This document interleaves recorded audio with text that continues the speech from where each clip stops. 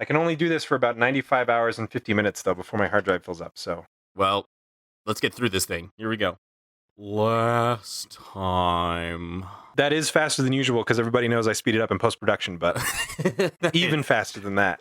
It's coming back to me. Okay, no, I got it. Last time on Hurricane Dragon Ball Z, we talked about Zarbon fighting Vegeta, and Zarbon turned into a big ape person. Or it was a toad. It wasn't an ape, it was a toad. And then he beat the shit out of Vegeta and brought him to a healing pod.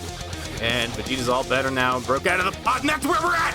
This time on I Clicked Real Hard, Eric Hates Dragon Ball Z. Welcome to Eric Hates Dragon Ball Z. I'm Spencer. I'm John. And today we'll be going over episodes 56 through 60. And what a batch of episodes they are, John. It's a pretty good batch of episodes. Some of them. Some of them are pretty good episodes. Some of them I could live without. It's a mixed bag of episodes. It's a very mixed bag. I will say, it's about this point, and really just after this point, kind of near the end of this, where I feel like Dragon Ball Z has figured out what it is about versus Dragon Ball. That identity crisis thing that we were talking about before, it's smoothing itself out, but we'll get there. Episode 56 of Dragon Ball Z. Just occasionally my cat might pop in. I'm sorry. It's an artifact of quarantine. It's a beautiful cat. Episode 56 of Dragon Ball Z is, the American title is Zarbon's Mission. The Japanese title is An Enormous Battle Power. Frieza's Scheme is Shattered. I like that. My episode title is Goku versus Isaac Newton. Oh, it's this episode? It's this one, yes. This episode was crazy. Yeah. So it starts off, if I remember right, it's after Vegeta breaks out. He's fully healed. He's on Frieza's ships. He gets out of the pod, and he makes it look like he blasted off again outside of Frieza's ship by making a hole in the cockpit, but really he's hiding behind the corner. Zarbon and Frieza are duped, and Frieza makes his way to the Dragon Balls, which are still on board Frieza's ship. The 5 of them, I think. Yes, and Zarbon, how he tries to track down Vegeta as he floats to this open hole and calls out, Vegeta! He just calls it out to the universe like Vegeta's going to show up like, huh? What? Well, it works for King Kai, but the best part about this is that I think it actually shows Vegeta in the background, like inside Frieza's ship, and it's just cartoonish how Zarbon clearly just misses him. It's not like he was hiding well or anything. It's very Looney Tunes-esque. Yeah. Appreciate it a lot. And then to distract them further, Vegeta blasts inside of Frieza's ship. He sets a blast off to go through the ship. Yep. And it's really cool because it explodes, and then there's like a blast back that comes back at him, which I thought was a really neat detail. Yeah. But I don't remember why he does that. To create a smoke screen, which, okay, so this part in particular paints Frieza as almost totally inept. Because all Frieza does is run around and scream, "My Dragon Balls! My Dragon Balls!" That's it. That's all Frieza does. Frieza doesn't, like, blow up the planet, doesn't shake Vegeta like a bad child, nothing like that. Vegeta throws a smoke screen with an energy ball, and then takes the Dragon Balls and throws them out the window, while Zarbon and Vegeta are distracted. Because there's no way he could carry all of them, so he chucks them as hard as he can out the cockpit window, and they just go. Home run. And he just assumes that he knows exactly where they'll land. I appreciate this detail because we haven't seen so much.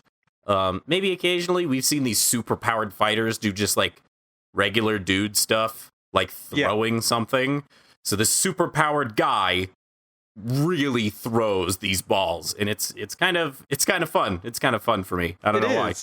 Like he's showing off. It's also really cool to watch them actually struggle with the like physical limitations of something, because you don't really want to spend time on these 5 gigantic balls and how is this person can fly, but how is he going to transport them? Like, you don't want to answer those questions because it's boring. Right, but the show does, and it's very fun for me because it's not, it's not the screaming, yelling, who's more powerful. It's just like, how am I going to get these balls over there? Yeah, is he going to put them in his shirt?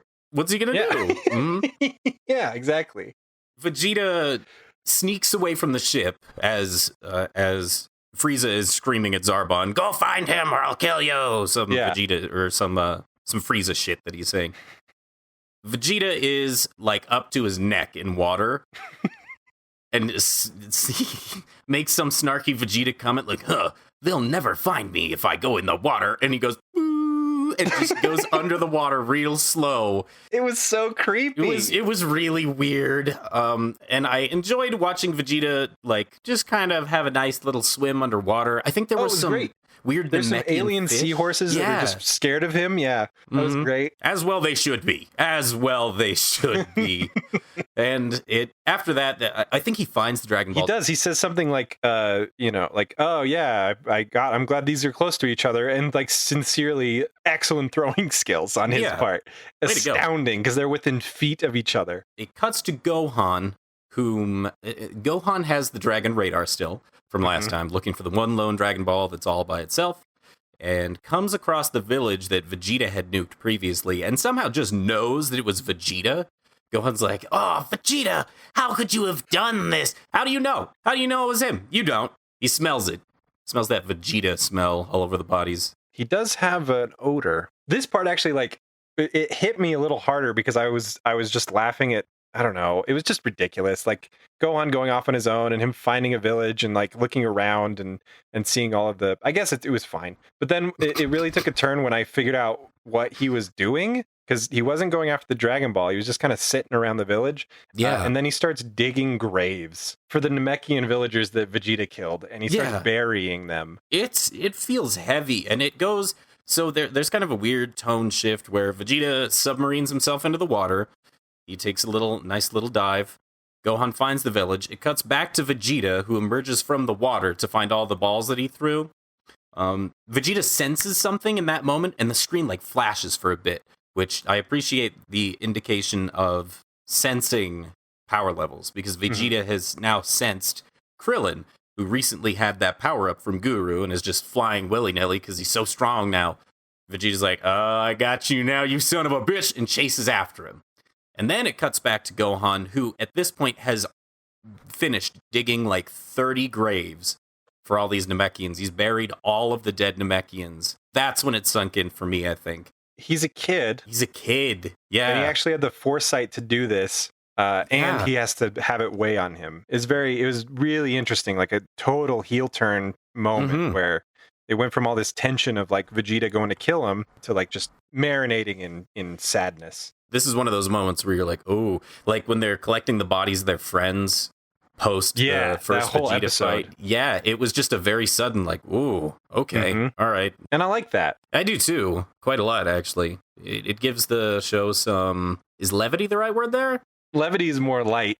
It gives it, I would say, depth. So devity. It gives it devity. Okay. Yeah, it does. It gives it devity. This is that one scene is very heavily I forgot the word already. Devity. Based in devity. Thanks, Plato, for your awesome words. Or Aristotle. Or no, I mean Pluto had some, so we can thank him. It cuts to Goku, who's at 50x gravity now. I enjoy Goku's training regiment, which is just 10,000 of a normal ass workout thing. That's it. At an increased level of gravity. Right, yeah. And then you increase it again, and you do that same thing 10,000 times, and then you up the gravity again, and you get stronger. That's how you become a Super Saiyan. That's how you become. Actually, so this is a weird thing that I noticed as we're watching the next couple episodes. Vegeta has made mention that every time you almost kill a Saiyan, they become stronger. And I realized watching these episodes, oh, Goku isn't training. He's just almost killing himself over and over and over and over and over. He's not getting stronger because he's doing 10,000 sit-ups. He's getting stronger because he's breaking his body down to nothing. And that's just how Saiyans get strong. That actually solves a lot of problems that I've had with this entire sequence. Yeah. That actually makes it work. It doesn't fucking make sense. You can't do 10,000 sit-ups and 50 times gravity. And then turn it up to 60, and then do 10,000 sit-ups, and now you can kick real hard. But if you say, okay, Saiyan cells regenerate, and it increases your overall power, and something about ki and the spirits and whatever, Okay, I can buy that. I'll buy that. Give me just a touch, a little bit of biology, just a little bit of something. Just something to smooth it over. Yeah, something to make me feel like this makes sense, other than a guy, super strong man, does 10,000 pull-ups, and then he does it again, but it's heavy now. That is the most solid leap in logic in Dragon Ball Z that we may have had this entire podcast. You have to do that a lot with this show, and I think at this point we're just used to it. Because I went back, and this is self-indulgent as hell. I went back and listened to the first 2 episodes of our podcast. Every little thing that didn't make sense, like, stood out to us. We were looking at it from a total ground level perspective. Like, we were watching just any other sitcom or something. Yeah. And now we're just so bathed in it that we don't even notice anymore. We're nose blind to the insanity. Or maybe you're one with Toriyama. And it's never felt better. I've never felt better in my life. So after the 10,000 sit-ups debacle, it cuts to Krillin with Vegeta tailing his ass, and Zarbon actually notices them, and Zarbon chases after both of them. And it does this weird, crazy upside down thing when the camera goes wild. Oh, that's right, it does. When this happens. It's awesome. Why? It's really cool. Why the fuck doesn't Krillin notice that both Vegeta and Zarbon, the 2 biggest power levels minus Frieza that they have on this planet, are tailing him? How does he not know that? Is he still reveling in the excitement of his newfound power? Because he does that for a while. But isn't it like a sixth sense kind of thing? It's like smelling something. Like Krillin doesn't have a nose. Look, I'm eating a delicious sandwich, and then I watch a monkey banging cymbals cross the street. I'm still going to be enjoying the sandwich, but I'm going to get distracted. Maybe there's a sandwich so powerful that it would turn you away from the monkey. You wouldn't even care. All right, you know what? You've convinced me. You're right. Because I've had delicious-ass food, which has cut out all of my other senses. So in my analogy, you've convinced me. That's perfect. Krillin is eating the perfect sandwich in this scene. That's what it is. That's what's happening. It does cut to Goku after that. He doesn't realize this, but he's working out in 100 times gravity. Yeah, I don't remember if it's right here, but eventually it shows the ship, like, hitting a storm or some kind of weird coloration, something out in space. Yeah. Mm-hmm. And then the gravity counter goes locked at 100. Dr. Brief says it's a graviton storm. Yes. Yeah. Dr. Briefs explains what's going on with the ship, and Goku's like, I can't move. He's like doing sit-ups with his legs hanging from the ceiling, and he's stuck. I don't remember what happens. This quote isn't even funny in this light. This is my terrible notes section. The next batch is much more hit me detailed. with the terrible notes. I want to know now. It's just a quote from Dr. Briefs. It says, I'd say you're probably right. Oh, and then my note is, thanks, Dr. Briefs. Yeah. So Goku says, I don't think I can handle this. I think this is going to kill me. That's what it is. That's what it is. And Dr. Briefs just agrees with him. Mm-hmm. He's like, he doesn't come up with any super science solutions. He just accepts it. Because when you're faced with inevitability in science, that's what you do. Don't waste your time in impossible problems. You got to know when to throw in the towel. Dr. Briefs really speaks to you on a deep He does on a level. Fundamental level. Yeah, he and I are kin, for sure. Anyway, I think we cut to Bulma's cave after Goku's in the graviton storm. Krillin lands and scares the shit out of her because he's so strong and fast. Yeah. It's very good. And then Krillin does realize after he lands, oh shit, there's people following me. And so Vegeta lands. Vegeta's like, guess what, And then Zarbon lands. Yeah. And Bulma's like, oh my god. It may be the worst scene since we landed on Namek. She says, I'll bet with his brawny good looks, he's here to rescue me. Bulma turns stupid for about 5 minutes, from being totally terrified to being deeply in love with Zarbon. And I guess, was she like this in Dragon Ball?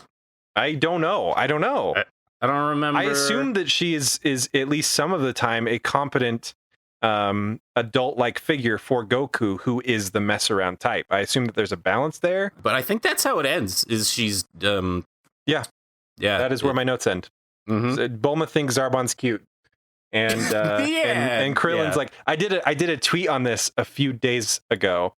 That's right. I saw that. I quoted this part because it's freaking hilarious. She says, do you think he's noticed me? Like, literally. And Krillin's like, yes, but not in the way you're thinking. Something like that. And it's freaking hilarious. Krillin knows what's up. And this entire time, I'm thinking, I cannot wait until Zarbon goes full toad again and see Bulma's reaction. That's the only thing that I'm holding out for with this scene. The episode does end there and goes on to the next one, episode 57. The American title is Gohan, the Hunted. The Japanese title is I'm Back to My Old Self Again, Goku under 100 times Supergravity. I'll never get over the Japanese titles, man. They're great every time. You think it can't be better, but it gets better. I said it was acclimated to what Dragon Ball Z is. I lied. Every single time there's one of those titles, it blows me out of the water. Yeah. My title is Bulma Needs New Pants. Oh. But for a different reason. It's a stupid title, but... It's really dumb, and it makes you go, ugh. So there's a little bit, yes. Come on, Bulma, you're better than this. She is. She's so much better than this, which we'll get to, but anyway. Yeah, eventually. The episode opens back with Goku, and it opens with the ship and the lightning storm, magnetic effects. It's really cool looking. It's like full-blown sci-fi. It's actually the monitor that Dr. Briefs, Oolong, and Puar are watching Goku from. And I have no idea how they got the exterior ship shot with their monitor. It doesn't make any sense. I didn't even think about that, but you're right. Yeah, it's like in Star Trek 4, Star Trek the movie, one of the original Trek movies. And also in Picard, the new series, they do they're showing a film reel, but it's like of the bridge of the ship itself. So somebody had to take out their fucking phone and Instagram it and then send it to the Enterprise is being constantly recorded, whatever. Did you watch all of Picard? I did. I watched all of Picard. Did you? Yeah, that's awesome. How do you feel about it? It wasn't... I'll just say it. Picard was a giant train wreck pile of horse shit that was not worth either of our time. So go ahead. There was enough good in it that I will watch the next season, but by the end of the season, I wasn't very satisfied. They were on the precipice of doing something really cool and good and science fiction based, and they just had to get their giant battle and betrayal and all this stuff that didn't matter in. They front-loaded the episodes with what they said they were going to do. This is going to be a deep character study. And then it just went to discovery levels of nonsense. Oh, giant plants, because we need our space battle. 1 million of the same Federation ship, because they're all using the same one now. That was really annoying to me, because I was so looking forward to seeing the Enterprise, some of the ships in Star Trek Online, fully new realized. Classes. Yeah, anything.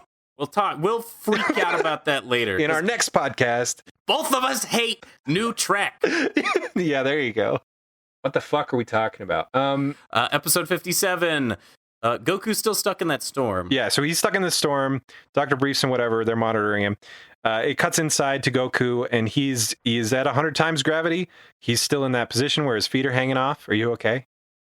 My cat is rubbing her face. Do you see my camera moving? I do, yeah. Rubbing her face against my computer. Let me kick her out of the room. She's distracting the hell out of me. Okay. Okay, sorry about that.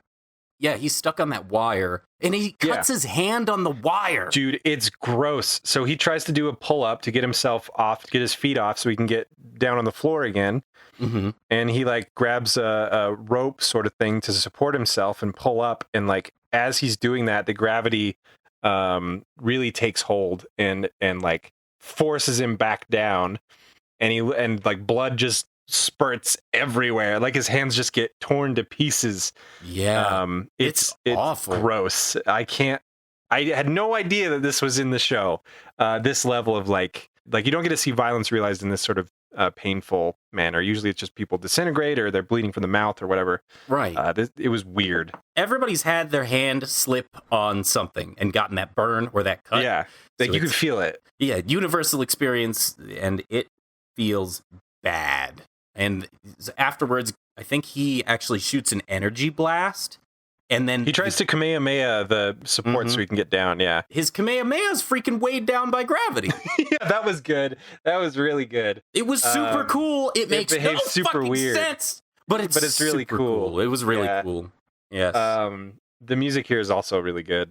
It is. It's very epic music for his struggle against the powers of physics. Yeah, gravity itself. Mm-hmm. Then my next note is I can't wait to see how Bulma reacts to Ugly Zarbon. So Bulma's there, infatuated, whatever.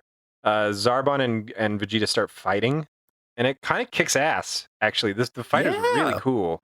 It is. It's really fun to watch. It's dynamic. It's easy to follow. Like, it's just them beating the shit out of each other. And Zarbon doesn't immediately switch to Toad mode. He's like, all right, let's keep this somewhat even-ish. Or maybe he's thinking he can handle Vegeta, even though Vegeta literally schooled him previously. Yeah, I can totally see that, though. Zarbon is fighting with his pride as his primary weapon, but what he doesn't realize is he's fighting against pride itself. Yeah, it's great to see a battle with two equal opponents. A lot of times in Dragon Ball Z, the show will just have one person be obviously superior to the other. Most of the time, I would say. Almost. Most of the time. It's really cool when they're evenly scaled and you get to see the extended fight instead of just like one punch and almost dead, which does happen later. They fight for a little bit. It cuts back to Goku. He manages to get himself down, and then he sort of wriggles on the floor for a bit. Oh, yes. And he lifts himself up as best he can to the control panel, which is maybe waist height above him. And he gets his face up there.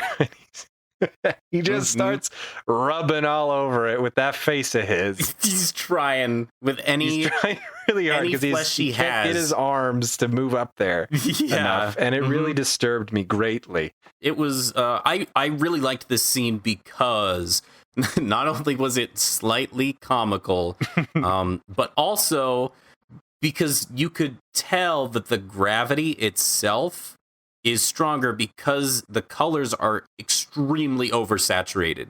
Yeah. Like, I just really appreciate, I think we said this before, that Toriyama is, before anything else, an artist. And he really is, in a lot of the ways that these things are described, are shown to you, not told to you. That's what the show does so well, is it shows you what's happening, it doesn't tell you what's happening. And that, I guess that's part of the reason why I love it so much, and I can make those leaps as a fan, because the show is showing me what it wants to, instead of over-explaining or even explaining at all anything that's happening. Yeah, the art's super good. It adds a lot to the story. It really does. It always has meaning. There's very rarely a shot that like just is pointless, even though we may think so, like some of the animal shots. Even they have some variety of, wealth is not the right word, value. That's the one. Yeah, close. They definitely are valuable. Absolutely. Yeah. I think that's when Goku finally turns off the machine. I think he does, yeah. He managed to shut it down, and he lies on the ground. Yes! Yeah, he lies on the ground, and it cuts back to the Vegeta-Zarbon fight. So Zarbon has a flashback to Frieza, chastising him. Like, look, if you don't do this right, you're gonna die. And so Zarbon goes, okay, all right, I'll do the toad thing. Turns into a toad. Predictably, Bulma is no longer attracted to him. Yep. Which is personally disappointing for me because I was hoping she'd become more attracted to him now that he's stronger. See, that would be the joke. Yeah. But the Bulma she's a lot of things, but she is also shallow, and that shines very brightly in this scene. So Vegeta is definitely fighting more on the level with Toad Zarbon this time around, but he still has to use dirty attacks. Oh, yeah, I loved it. I freaking loved it. He pocket sands Zarbon. It's fantastic. He does. He pocket sands Zarbon, and it works. It's like a solar flare level confusion attack. Yep. It's awesome. Great. I love that. Beast mode Zarbon, Toad mode Zarbon. They use the same voice modulator for monkey mode Vegeta. Because it's just Chris Sayboat, I think is what we decided we're calling him. Mm-hmm. Yep. Because it's him doing the same voice. When they go to monkey mode Vegeta, they make him sound like this. And then when he goes to Toad mode Zarbon, they make him sound like that. It's the same thing. And I'm like, all right, that's fine. I just thought it was funny. It was another moment of the DM playing two characters talking to himself. It cuts to Goku on the ship, crawling his ass to go get Senzu Beans. And you asked a while ago, do Senzu Beans just heal broken bones? And I, without thinking, went, yep. Not because I remember this moment, but this is the moment that proves it, I suppose. Yep. Yeah. He pops one in there and he's good to go. Yeah, he's fine. I want to know, do they regrow teeth? If you get your teeth knocked out. Ooh, that's really good. The crappy thing is the one character that I can think that happens to never takes a Senzu Bean. That's true. Here's a question. I'm a bald guy. Sure. I would prefer to not be bald. If I eat a Senzu bean, does it give me hair? Is hair an indicator of health? I'd say so. You know, if you see a dude who's like 70 years old, right? And he's got a nice gray head of hair and it's real nice. You think that motherfucker's healthy as hell. Even if he's frail and he's like, he looks awful otherwise, good head of hair, they're going to last forever. Old dude, 70, even if they're like buff without the hair, I'm just as vain as Bulma. That's what I just realized. Yeah, that's all that is. The question is, are Senzu Beans as vain as you and Bulma? Then it cuts back to the fight, and we get to see Vegeta's signature move, punching people through the chest. Which is really, really cool, and I like this a lot. It's the equivalent of, this is a terrible analogy, and I don't remember where it came from. I think it's Army of Darkness, maybe? It's Vegeta's equivalent of taking a shotgun, shoving it up someone's ass, and pulling the trigger. That's from a thing? It might be Duke Nukem. I don't remember. I come up with stupid shit, but that one's from a thing. But that's what Vegeta does. He does his signature move, punch him in the stomach, which is a good hit, by the way. I think he does a dodge, he gets a good hit, and then he blasts through his hand that is in the stomach. He blasts through Zarbon. I think Zarbon, before he does that, like, does a pleading thing. We could team up, because everybody... Actually, yeah, because everybody does that. Yeah, they have to try and join your team. Vegeta, after annihilating Zarbon, turns to Bulma, like, I'm going to kill the woman if you don't give me the ball. And Krillin's like, all right, because he's a stand-up guy. I'm starting to see, like, there are moments where I see what you mean about Krillin, but then I think we'll get to it in the next episode. Where there are for sure moments that make you think twice about him, but at least he has range as a character. Yes, I think I have a pretty solid argument as to why people dislike him. We'll get to it next time. Okay. This is a teaser for the next episode of this podcast, not of the show. And yeah, Vegeta grabs the Dragon Ball and he books it. He leaves. Our heroes have failed. Oh, that made me sad to hear. Yeah, just temporarily, though. Episode 58. American title is Unknown Enemies. The Japanese title is Frieza's Secret Weapon, the Devilish Ginyu Special Corps. I don't think they ever call him the Ginyu Corps. I know, right? It's weird. My title for this one is Vegeta does the creepiest thing imaginable. He shows kindness. You're totally right. I have a note about it. I just saw it. Okay. Yeah. I think it starts off with Frieza saying, shh, I'm calling the Ginyu Force. I should have called him from the beginning. And then Frieza just kills somebody for no reason. Just some dude. Because he's Frieza. Because he's Frieza. The Ginyu Force is on their way. It does this really cool... Yeah, you go ahead. It does the amazing, like, Frieza gives the order, and then it cuts to Frieza Planet that we haven't seen in a while. The place where Vegeta was after he was very first healed. After the Zayn Saga, and it does this amazing, no dialogue. I don't even think you see the actual characters. You just see fragments of their bodies. 5 mysterious alien figures in Saiyan armor with a special symbol on their chest make their way down a corridor and into Saiyan pods with that special symbol on the Saiyan pod. And there's like a whole launch countdown sequence. Yeah. The ceiling opens up and they blast off into space. It's really cool. And is a little too cool for the Ginyu Force, but it's the first look at who these 5 mega villains are that Frieza has called in to win the day. Because we've only heard their names thus far. I don't think we've seen them up until now, and you still don't see them exactly. I think at the very end you might get a silhouette or something, but you don't see their full like detailed characters yet. That's all you get. The maximum amount of Ginyu exposure that you get is a silhouette.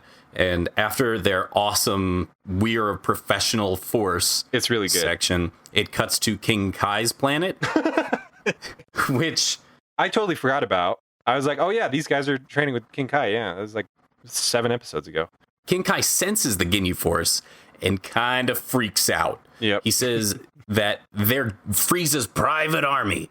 And just one is 5 times stronger than Goku. And there've been a series of mysterious killings on different planets. And that's a Nappa voice. 100% that's Nappa. Slightly sick. I can't do the full Kai effect. It's okay. Next time. Hurricane's Dragon Ball Z.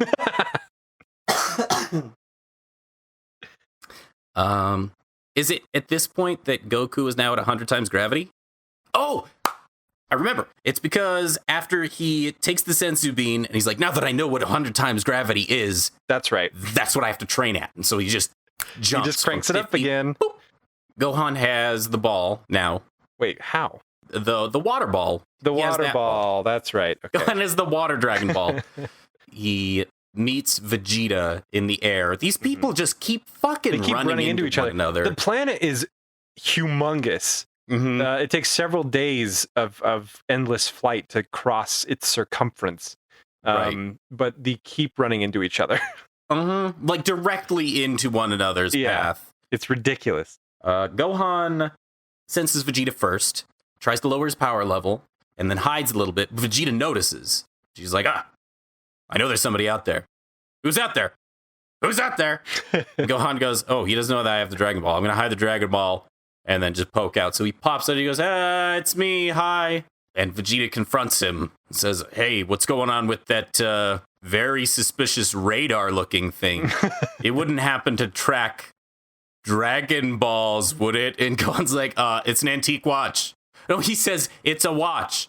Vegeta says, that's a big watch. And Gohan says, it's an antique watch. And Vegeta afterwards is like, cool. And this is the moment where Vegeta then hits Gohan with a performance check of his own and kneels down and like pats his head. And he's like, we're the last of our race left. Yeah. We have to take care of one another. And he like smiles at him. And it's the weird. It's so creepy. It doesn't suit Vegeta at all. Dislike. Immense dislike. But then he goes back to being just Vegeta and punches him real hard in the stomach. Yeah. He like gives up on the ruse 80% of the way through and nails Gohan. Right in the stomach. Gohan topples over. Vegeta steps on him and says some Vegeta shit. Aha, I can't believe you fell for that. You're dumb.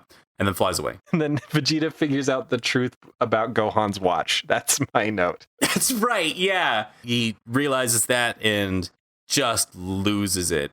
Out of any other moment in the actual show, this one is 100% interconnected with Dragon Ball Z Abridged for me. The moment where Vegeta finds out and screams, even after watching Dragon Ball Z again, I still just imagine the abridged scene where he screams so loud that it like transcends time and space, and it like Trunks in the future hears him scream. Like King Kai hears him scream and is like, the fuck is that? It's my very favorite thing, and I can't. Vegeta gets real mad is what I put. So I get it. Yeah. That's it. But why does he get so mad? Because they took his chance at immortality, Spencer. Because he doesn't have any Dragon Balls anymore? He's missing one. They did to him the thing that he did to Frieza, and he's been had. Oh, okay, that's it. Yep. He's not happy. The episode basically ends there. Episode 59, the American title is Destination Guru. The Japanese title is Watch Out, Bulma. The 4-star ball falls into Frieza's clutches. My title for this episode is actually by the person I was watching it with. The title is I hate this whole fucking episode so much. So it starts off with the gang hiding in a butt crack. It looks like 2 butt cheeks, and that's just where they've decided to hide now because they can't hide in the cave anymore. And they're eating, I think, right? Just having a nice time. It cuts to Vegeta, who is sitting on his balls. He's decided at some point they're going to come back for the rest of the balls, so I have to sit here and protect them. So he's puppy guarding the balls, and there's some explosions going off, and it's because Frieza's so fucking pissed off that they're flying around the planet, randomly launching huge balls of explosive energy. And then this is such a weird episode. That's right. Okay, go for it. It's your turn. I don't want to explain this part because I didn't like it as much as I thought I would. It cuts to Bulma after it kind of catches you up on how the other characters are doing. And Bulma has been charged with protecting one of the Dragon Balls at the base camp. Mm-hmm. It starts to roll away for basically no reason. And I think she runs and grabs it and then puts it back, and then it rolls away again. And then this time it falls into the water. And she tries really hard to grab it without actually falling into the water. She doesn't want to get wet. Yeah. She doesn't want to get wet, and she accidentally pushes it even deeper into the water. And so obviously the solution to this is to grab one of her trusty capsules and create a submarine out of nothing. Yeah. She jumps in that and goes after her ball. It cuts back to Goku, who is training at 100 times gravity. He's moving around, ducking, weaving. He's got all the agility that you would expect from somebody who's been training for this long. He's launching Kamehamehas and then zapping himself into the front of the blast so that he can block it from himself. Mm-hmm. He's doing all kinds of crazy, cool training. But I really don't think he should be doing that inside of a spaceship, but he is anyway. Seriously, he does so many things in that spaceship where you're like, it's not good. What is that ship made of? Dr. Briefs is a goddamn genius. He's freaking a scientific hero. He's the unsung hero of this show. Without Dr. Briefs, they never would have made it to Namek, and Frieza, exactly. The whole show wouldn't have happened without Dr. Briefs. Krillin and Bulma and Gohan would die. Vegeta probably would die. Frieza would be immortal. Yeah, alternate Dragon Ball X. I'd watch that. Dragon Ball X, that's great. Cuts back to Bulma. Bulma's in the sea, the ocean floor, looking for the Dragon Ball, which is just continuously rolled away. She gets distracted by a giant pearl. Can I do this one? I wrote a paragraph for this. Yeah. You wrote a paragraph? It's one sentence. Here we go. Okay. Bulma gets greedy and goes after a pearl, which uncorks a whirlpool, which ends up in a clutch of eggs on the back of a giant crab, which crushes the sub that she's in, which then births a robot, which gets covered in foam. And then all the eggs hatch, and a pillar falls and almost crushes the crab, and Bulma, in the robot, saves the crab, grabs the Dragon Ball, and then is immediately captured by Frieza's henchmen. That's basically the whole episode, honestly. Nailed it. She gets her submarine destroyed. She now has a mech suit. Bulma in a mech suit is awesome, despite the episode being lackluster. I really wish she would fight in one of those just once. Come on, it would be great. Her whole journey, like this whole episode reminds me of Subnautica. So I didn't hate it as much as I probably should have. Because it was really it reminded me of all those hours that I spent in a very similar situation to Bulma, exploring the sea and meeting predators and trying to get the Dragon Balls. And then she resurfaces, she grabs his Dragon Ball, gets the heck out of there. And when she surfaces, there's henchmen there waiting for her. She is officially captured. That's basically the episode. Episode 60, the American title is Bulma's Big Day, which is great. Super good title. Yeah. Japanese title is Charge, the Kaioken and Kamehameha of an Indomitable Spirit.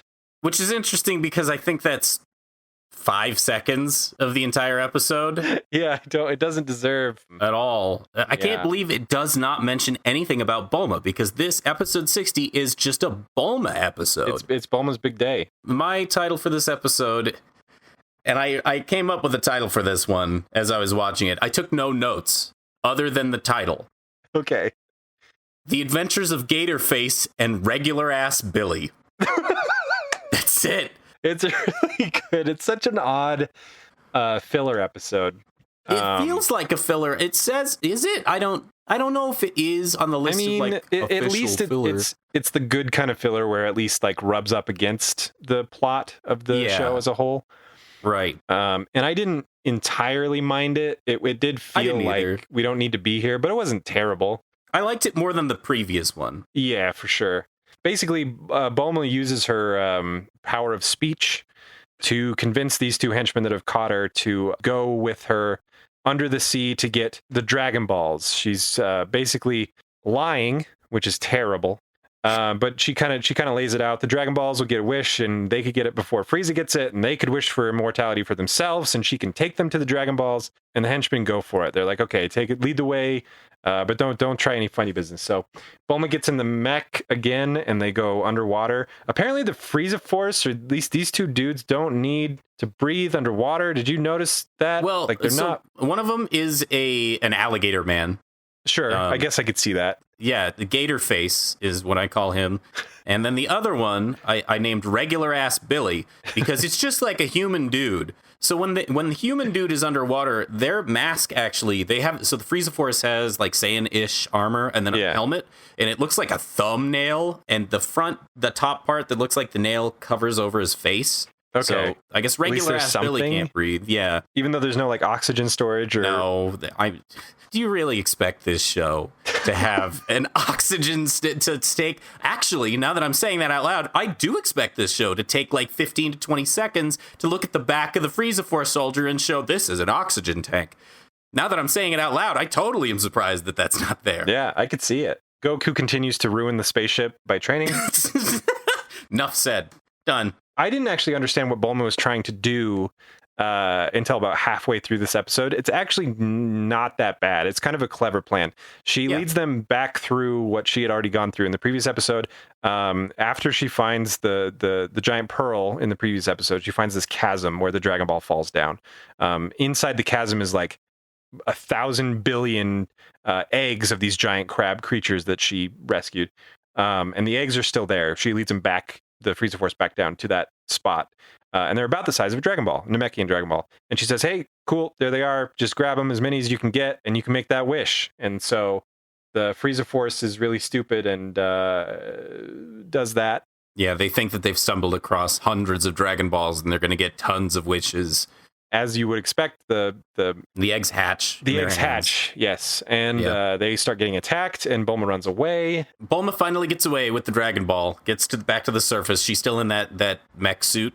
Gets to the surface and turns around, and they both come out of the water. Both Gatorface and regular ass Billy come out of the water like, you thought you were gonna get away. And Bulma's like, are you kidding me? And then the crab appears, the big mama crab, and grabs them both and then sinks into the water. And that's the last time that I remember we see my two favorite characters so far, Gatorface and regular ass Billy.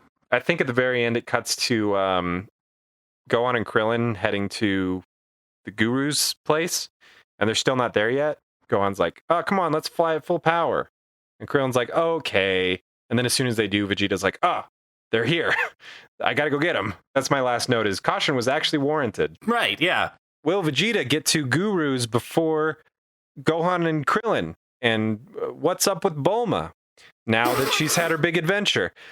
And will Goku ever get there, or will he blow up his own spaceship before he gets to Namek? Find out next time on Eric Hates Dragon Ball Z. Is that it? Did we do it? I think we did it. We did a whole entire episode of this podcast. Thank you for listening to Eric Hates Dragon Ball Z. He may hate the show, but he loves that you're listening. If you've got any feedback for us, we'd absolutely love to hear from you about the show itself, general comments, thoughts on Dragon Ball Z. If you've got any of that, feel free to contact us on Twitter using the handle EricHatesDBZ, or you can email us using the email address mail, M-A-I-L, @ehdbz.com. And if you're a fan of the podcast, consider lending your support. You can find our Ko-fi page, ko-fi.com/EricHatesDBZ. We've got some donation goals set up where we will do live commentaries of Dragon Ball Z movies. Eric joins us. It's a lot of fun. We've already got one done. If you missed out on that and want to give it a listen, let us know. And in the meantime, we'll just keep binging on Dragon Ball Z, having a great time. And we hope you all are too. If you're in the market for more podcasts, you should know that the Tales of Nowhere podcast, our sister podcast, is also part of the Rocktopus Network. It's a genre-bending RPG podcast that plays a bunch of different tabletop RPG games using the same cast of characters as they jump from world to world trying to fix the multiverse. It's a lot of fun, and we're creeping up on the end of season 1 of that, so there's plenty to listen to, and check it out if you want. There's probably more I should say, but to be honest, we're getting this episode out right at the last minute, so I'm going to wrap things up for now and just say thank you so much for listening to the podcast. And if you're going on vacation soon, Zarbon Voyage. That's kind of a bad thing to say in times of quarantine, but it was the first thing that came into my head. But we needed a pun, so there it is. Don't judge too harshly. Until next time, everybody. Oh, and I forgot to mention, John Good's a really good composer. He does all the music, and he's a co-host, and he's super great. Go to Burn7 on SoundCloud if you want to hear more music. Bye.